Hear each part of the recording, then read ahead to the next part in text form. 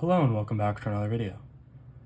In this problem, we're told that recent studies indicate that the average surface temperature of the Earth has been rising steadily. Some scientists have modeled the temperature by the linear function capital T is equal to 0.02 lowercase t plus 8.5, where capital T is the temperature in degrees Celsius and lowercase t represents years since 1900.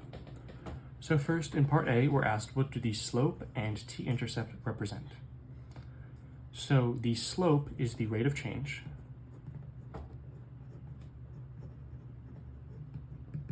and the capital T-intercept is the value of t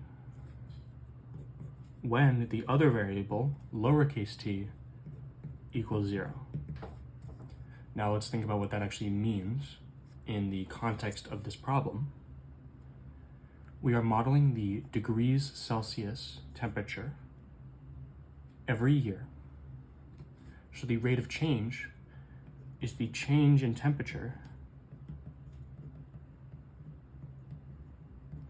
per year. You can think of this as one variable over the other, the capital T per lowercase t, the degrees Celsius per year. The t-intercept, the capital T-intercept, what does it mean for t to be equal to 0? Well, this is when the number of years since 1900 is 0.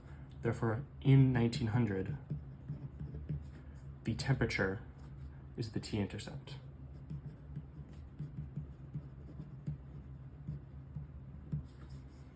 In B, we're asked to use the equation to predict the average global surface temperature in 2100.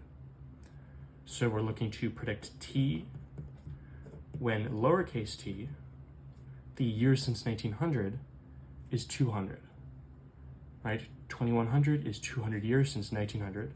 So lowercase t is 200, and then plus 8.5. 0.02 times 200 is 4, plus 8.5, 12.5 degrees Celsius. This is the estimated temperature in the year 2100 based off of this model.